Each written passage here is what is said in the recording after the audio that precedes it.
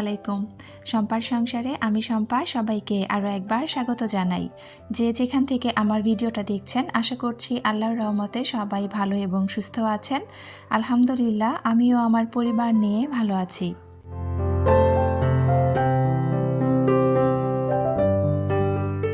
আজকের ভিডিওটা শুরু করেছি আমার ভোট কেন্দ্রে যাওয়ার অংশটুকু দিয়ে।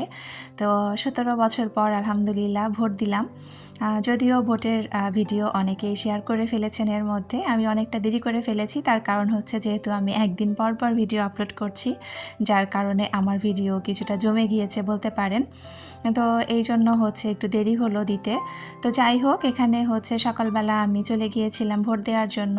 তো ভোট কেন্দ্র ছিল আমাদের স্কুলে, আমি যে স্কুলে পড়াশোনা করেছি আর কি। তো এই যে এটা হচ্ছে আমাদের স্কুল। তো দুর্ভাগ্যবশত স্কুলটা কিন্তু আমি ভিডিও করতে পারিনি, মানে মাত্র ক্যামেরাটা অন করেছি। ঠিক সেই মুহূর্তে আনসার সদস্যর একজন ভাই এসে বললেন যে এখানে ক্যামেরা অন করা যাবে না আর কি, যার কারণে সাথে সাথে আমি ফোনটা বন্ধ করে ফেলেছিলাম। তারপরে ওখানে আমি ভোট দিয়ে বের হয়েছি, আলহামদুলিল্লাহ অনেক বেশি ভালো লাগছিল ভোট দিয়ে বের হয়ে। আর এটা হচ্ছে একদম সন্ধ্যার পর বলতে রাতের বেলা আমি ভোট দিয়ে কিন্তু আবার বাসায় চলে গিয়েছিলাম। বাসায় যে রান্নাবান্না করে তারপরে হচ্ছে একদম সন্ধ্যার পরে আবার একটু বের হয়েছিলাম মায়ের বাড়ির দিকে। তো ওখানে যেখানে বসে সবাই গল্প করছিলাম, এটা হচ্ছে আমার বান্ধবীর বাসায় গিয়েছিলাম আমি। তো আমি দেখলাম যে ওর বাসার সামনে সবাই বসে ওরা ভোট নিয়ে আলোচনা করছিল। তো তারপরে আমরা উপরে এসেছি ওর বাসায় আর কি। তো ওর বাসাটা একটু এলোমেলো, প্লিজ কেউ কিছু মনে করবেন না, কারণ ভোটের উত্তেজনায় ও সারাদিন বাইরেই ছিল, যে এটা হচ্ছে আমার বান্ধবী। তো যাই হোক, বাসায় মোটামুটি 10টা সাড়ে 10টা পর্যন্ত আমরা ওর বাসাতে কিছুক্ষণ একটু আড্ডা দিয়েছি, তারপরে কিন্তু আমি বাসায় গিয়েছিলাম। আর এটা হচ্ছে ভোটের পরের দিন সকালবেলা, মানে শুক্রবার সকালবেলার ভিডিও এটা। আমি কিন্তু আজকে 3 দিনের একটু একটু করে ভিডিও আপনাদের সাথে শেয়ার করব, যার কারণে ভিডিওটা একটু লম্বা হয়ে গিয়েছে। তো সবার কাছে অনুরোধ, প্লিজ একটু কষ্ট করে ভিডিওটা দেখে নেবেন, কারণ যেহেতু আমি এখানে 3 দিনের ভিডিও একটু একটু করে শেয়ার করেছি আর একদিন পর পর ভিডিও আপলোড করি, দেখা যায় ভিডিও কিছুটা জমে যায়। আসলে এখান থেকে প্রমাণ হয় কি জানেন, যে আমরা বাঙালিরা না কোনো কিছুতেই সন্তুষ্ট না। যখন প্রতিদিন ভিডিও আপলোড করতাম মাথায় একটা চিন্তা থাকতো যে কি শেয়ার করব, আর এখন যখন একদিন পর পর আপলোড করছি তখন মনে হচ্ছে কি যে প্রতিদিন একটু একটু করে ভিডিও জমে যাচ্ছে। তো যাই হোক, যার কারণে আজকে ভিডিওটা একটু লম্বা হয়ে গিয়েছে। শুক্রবার সকালে আমি একটু চা খেতে খেতে একটু নিউজ দেখছিলাম যে ভোটের কি খবর, যেহেতু গতকালকে রাতে মানে বৃহস্পতিবার রাতে ওইভাবে পুরো নিউজটা শুনতে পারিনি যে কি অবস্থা, কে আসছে নতুন প্রধানমন্ত্রী হিসেবে। তো যার কারণে সকালবেলা উঠেই কিন্তু আমি চার কাপটা হাতে নিয়ে একটু নিউজ দেখছিলাম। আর তারপরে চা খেতে খেতে নিউজ দেখে শেষ করে ভাবলাম যে শুধু বসে থেকে নিউজ দেখলে হবে না, রোজাও যেহেতু চলে এসেছে, রোজার ব্যস্ততা তো আছেই, রোজার কাজকর্মগুলো তো আমাকে করতে হবে। যেহেতু একদম হাতে গোনা মাত্র আর কয়েকটা দিন সময় আছে, এর মধ্যেই আমাকে সবগুলো কাজ সেরে ফেলতে হবে। তো এই জন্য আমি যেহেতু প্রত্যেক দিন একটু একটু করে পর্দাগুলো ধুচ্ছিলাম, তো আজকেও কয়েকটা পর্দা আমি মেশিনে দিয়ে দিব। তো এই জন্য হচ্ছে পর্দা খুলে নিয়ে মেশিনে দিয়ে দিলাম।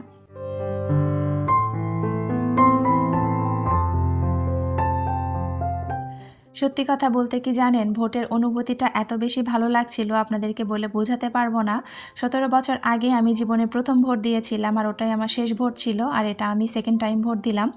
আমি যখন ভোট দিতে যাই ওই সময় কিন্তু আমার মা এবং আমার হাজব্যান্ড বলছিলেন যে সকাল সকাল যে ভোটটা দিয়ে আসতে, মানে একদম 7:30 8টার দিকে যদি যে ভোটটা দিয়ে আসতে পারতাম তাহলে হয়তো অনেকটা ভিড় কম হতো।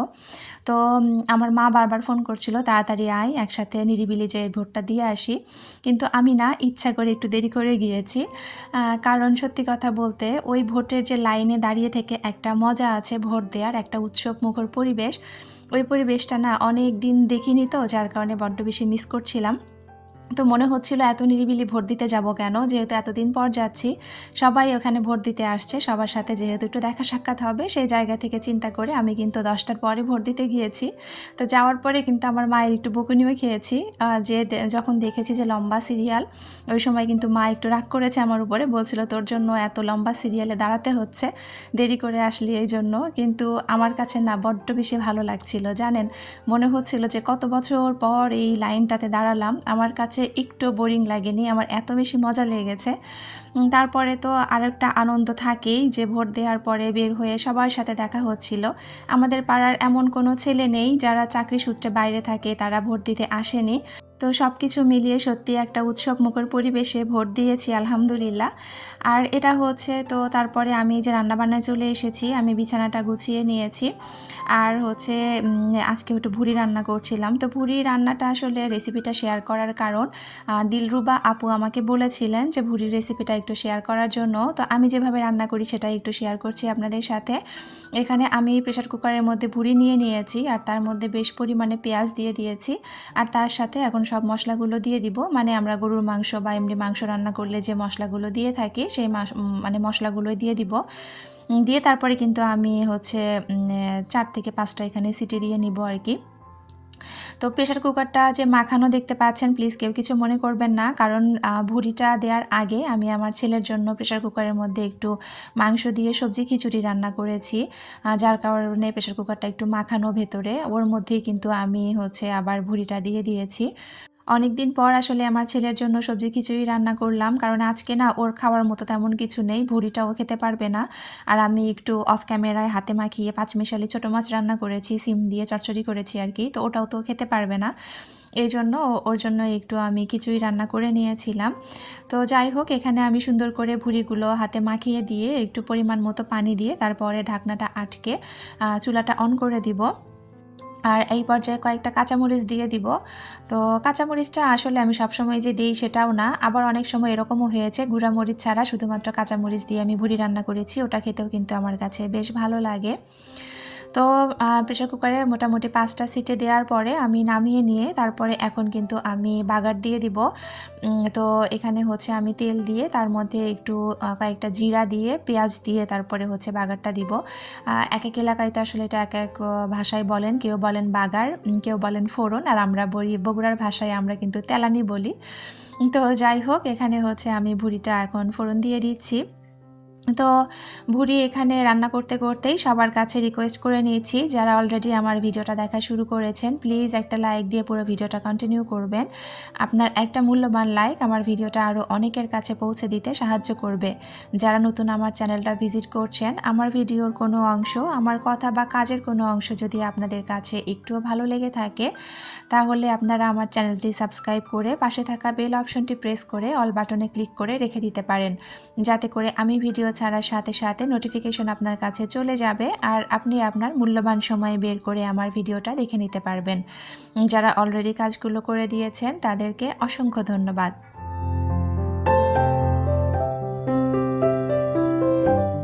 আমি কিন্তু প্রেসার কুকারে যে ভুড়িটা সিদ্ধ করে নিয়েছিলাম, তো প্রেসার কুকারটা নামিয়ে তারপরে আমি কিন্তু গোসলে চলে গিয়েছিলাম। গোসল করে নামাজ পড়ে এসে কিন্তু আমি ভুড়িটা তেলে দিয়েছি, কারণ ভুড়িটা না আসলে গরম গরম খেতে বেশি ভালো লাগে। আগে থেকেই যদি রান্না করতাম দেখা যেত যে আবার গরম করতে হতো, যার কারণে ভাবলাম যে একবারে নামাজ শেষ করে এসে একবারে ভুড়ি হচ্ছে ফোড়ন দিব, তারপরে গরম গরম খাওয়া যাবে।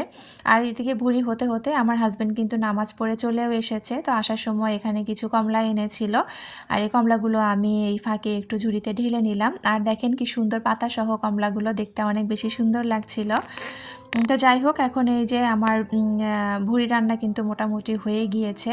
আমি অফ ক্যামেরায় বেশ সুন্দর করে কয়েকবার কষিয়ে নিয়েছি, কারণ ভুড়ি কিন্তু কষালে আরও টেস্ট লাগবে বেশি। আর ভুড়ি কষানোর সময় কিন্তু অনেক সাবধানে কষাতে হয়, কারণ এটা বারবার ছিটে আসে, এটা একটা বড় সমস্যা। তো আমি যতবার করে ভুড়ি নাড়াচাড়া করেছি ততবার কিন্তু চুলাটা একদম কমে রেখেছিলাম, যাতে করে ভুড়িটা ফোটার আর চান্স না পায়। তো যাই হোক, এখানে আমার হয়ে গিয়েছে রান্নাটা। এখন নামানোর আগে আমি একটু টালা জিরার গুঁড়া দিয়ে দিচ্ছি। তারপরে আর কোনো ভিডিও নেওয়া হয়নি। তো হচ্ছে এটা একদম আমি শনিবার সকালের ভিডিও আপনাদের সাথে শেয়ার করছি। আজকে কিন্তু আমি ফ্রিজটা পরিষ্কার করব। ওই যে বললাম যে রোজার অনেক কাজ আছে, রোজার ব্যস্ততা, একদম রোজার প্রস্তুতির ব্যস্ততা পড়ে গিয়েছি আর কি। তো ফ্রিজটা আজকে পরিষ্কার করব। আমি সকালে ফজরের নামাজ পড়ে তারপরে কিন্তু ডিপ ফ্রিজ থেকে সব কিছু যা ছিল সব বের করে রেখেছি। আর এই যে দেখেন কি পরিমাণে বরফ জমেছে। আমার ফ্রিজটা যেহেতু ফ্রস্ট, যার কারণে কিন্তু প্রচুর পরিমাণে বরফ জমে। তো আমি কিন্তু ডিপ ফ্রস্ট হওয়ার জন্য এটা এভাবেই খুলে রেখে দিয়েছি, লাইনটা খুলে তারপরে সব খাবার দাবার যা ছিল বের করে খুলে রেখেছি, যাতে করে বরফটা তাড়াতাড়ি করে গলে যায়, তারপরে পরিষ্কার করে নিব। আর এইদিকে আমি কিন্তু চা খেয়ে নিয়েছি, মানে ফ্রিজটা ওইভাবে খুলে রেখে আগে চা খেয়ে এখানে কিছু মাছ আমি শুটকি দিব। এটা হচ্ছে টাকি মাছ। এটা বেশ অনেক দিন আগে আমার হাজব্যান্ড এনে রেখেছিল। আজ দেই কাল দেই করে করে আমি শুটকিগুলো দিতে পারছিলাম না। তো এখানে গতকালকে রাতে আমি হচ্ছে মাছগুলো নামিয়ে রেখেছিলাম। সকালে আমি এই যে চা খাওয়ার পরে কিন্তু বসে আগে মাছগুলো কেটে নিয়েছি। তো যে মাছগুলো একটু ছোট সাইজের আছে এগুলো কিন্তু আমি মানে আস্তই রেখেছি। এগুলো তাড়াতাড়ি শুকিয়ে যাবে, সমস্যা হবে না। রোজার মধ্যে দেখবেন যে একটু শুটকির তরকারি, শুটকি ভর্তা এই টাইপের জিনিসগুলো কিন্তু খেতে একটু বেশি ভালো লাগে। আর আমার ফ্রিজে এত বেশি জিনিসপত্র জমে গিয়েছে যে আমার একেবারে কোনো কিছু জায়গাই হচ্ছে না। আমি যে একটু কোনো ইফতারি আইটেম ফ্রোজেন করে রাখবো, জায়গাটা একেবারে হবে না। যার কারণে ভাবলাম যে আজকে যেভাবেই হোক শুটকিটা আমাকে দিতে হবে। তো এই যে আমি হলুদ টলুদ মাখিয়ে দিয়ে দিয়েছি, আর আমার হাজবেন্ড কিন্তু ছাদে চলে এসেছে শুটকিগুলো দেওয়ার জন্য। আজকে ওই হচ্ছে শুটকিগুলো দিয়ে দিবে, যেহেতু আমার হচ্ছে ফ্রিজ পরিষ্কার করতে হবে। একটু চাপ আছে আমার কাজের আজকে, আরও বেশ কিছু কাজ আমি গোছাবো। তো আমার হাজব্যান্ড বলছিল যে আমি যাওয়ার আগে তোমাকে শুটকিগুলো সুন্দর করে একটু রোদে দিয়ে যাই। তো এই জন্য এই যে বসে থেকে এখানে আমরা তো গুনা বলি, আবার হচ্ছে জিআই তারও বলা হয় এই চিকন তারগুলো।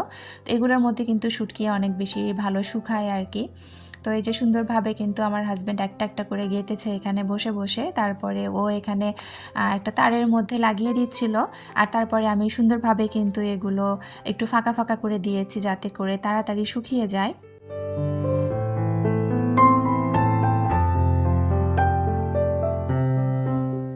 যে পরিমাণে এখন রোদ উঠছে তাতে কিন্তু খুব তাড়াতাড়ি শুটকিগুলো শুকিয়ে যাবে। তো তারপরে আমি এখানে নিচে চলে এসেছি, আর আমার হাজব্যান্ড কিন্তু এখানে আজকে সবজি বাজারও করেছে। সবজি বাজার বলতে আদা রসুন, তারপরে পেঁয়াজ, আলু, এগুলো সব কিছুই নিয়ে এসেছে। আজকে কিন্তু আমি আবার একটু আলুর পাঁপড়ও দিব, মানে একসাথে আমি সবগুলো কাজ ফেলেছি আর কি।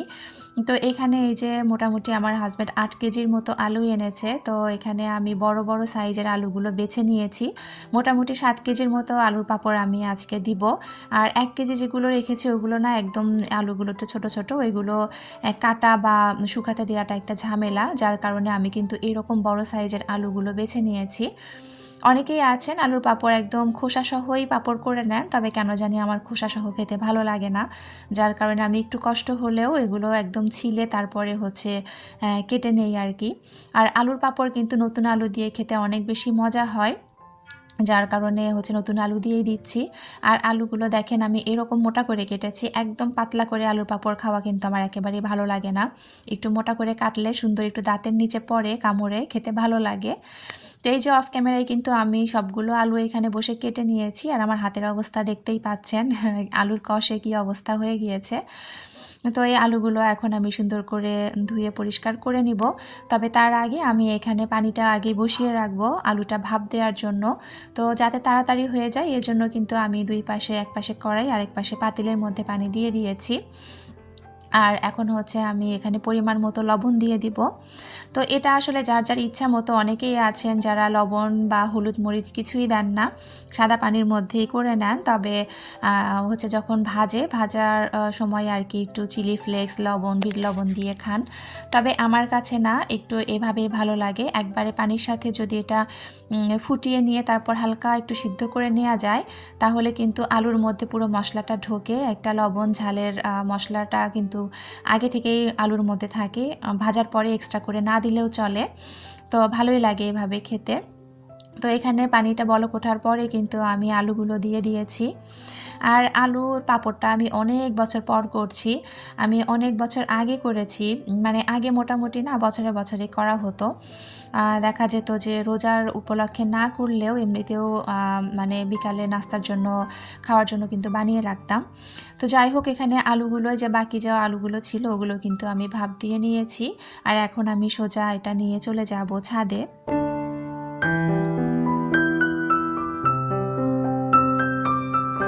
তো ছাদে আমি এখানে একটা পাটি বিছিয়ে নিয়েছি, আর পাটিটা সুন্দরভাবে একটা কাপড় দিয়ে আগে মুছে নিয়েছি, আর তারপরে এখন এই পাঁপড়গুলো আমি দিয়ে দিব।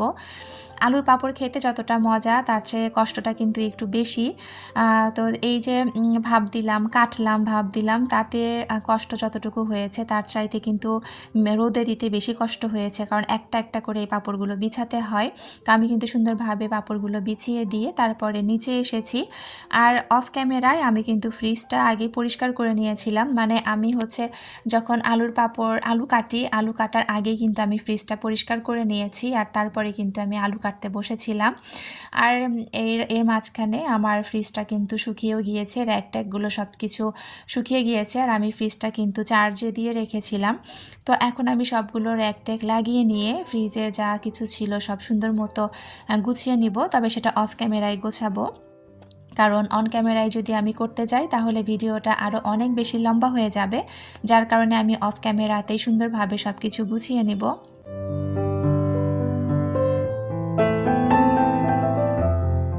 ছোটোবেলায় যখন রোজা আসতো পুরো পাড়ার মধ্যে একটা সাজ সাজ রব পড়ে যেত, এত বেশি ভালো লাগতো। প্রত্যেকটা বাড়িতে, যে বাড়িতে ঢেঁকি থাকতো, চালের গুঁড়া কোটা হতো, সাগুর পাঁপড় দেয়া হতো, আলুর পাঁপড় দেয়া হতো, মানে এত সুন্দর একটা উৎসব মুখর ব্যাপার ছিল যে জিনিসগুলো এখন বড্ড বেশি মিস করি। আগে প্রত্যেকটা ঘরে ঘরে গেলেই দেখতাম যে এরকম আলুর পাঁপড় থেকে শুরু করে সব কিছু দেওয়া হতো আর কি। তো এখন তো আসলে সেই সময় আর নেই। তো সেই ছোটোবেলার কথা মনে পড়ছিল আর কি। তো যাই হোক, এদিকে আমি কিন্তু সুন্দর করে ফ্রিজটা গুছিয়ে নিয়েছি, ডিপ ফ্রিজটাও গুছিয়ে নিয়েছি আর এদিকে নর্মাল ফ্রিজেও গুছিয়ে নিয়েছি। আর এখানে এই যে সবজিগুলো আমি সুন্দর মতো ফ্রিজে উঠিয়ে রেখে দিয়েছি, আজকে যা যা সবজি এনেছিল। তো রান্নার জন্য কিছুটা রেখেছি আর বাকিগুলো উঠিয়ে রেখেছি। তো আজকে তো আর রান্নাবান্না শেয়ার করব না, যেহেতু শুক্রবারের ভুড়ি রান্নাটা শেয়ার করেছি অলরেডি। তো এখানে এই যে টমেটো, গাজর, শসা সব ফ্রিজে হচ্ছে সবজি ড্রয়ারে উঠিয়ে রেখেছি। আর আজকে কিন্তু ফ্রিজ পরিষ্কার করার সাথে সাথে আমি ওভেনটাও পরিষ্কার করে নিয়েছিলাম। তো ওভেনের যে ট্রেটা আছে সেটাও এখন আমি ঠিকমতো রেখে দিব। তো আমার রোজার প্রস্তুতির ব্যস্ততা কেমন লেগেছে আপনাদের কাছে ছোট্ট একটা কমেন্ট করে আমাকে জানাতে পারেন। আপনাদের সাথে কথা বলতে বলতে ভিডিও শেষ পর্যায়ে চলে এসেছি। আপনাদের সবার সুস্থতা কামনা করে আর আমার পরবর্তী ভিডিও দেখার আমন্ত্রণ জানিয়ে এখান থেকেই বিদায় নিচ্ছি। আল্লাহ হাফেজ, আসসালামু আলাইকুম।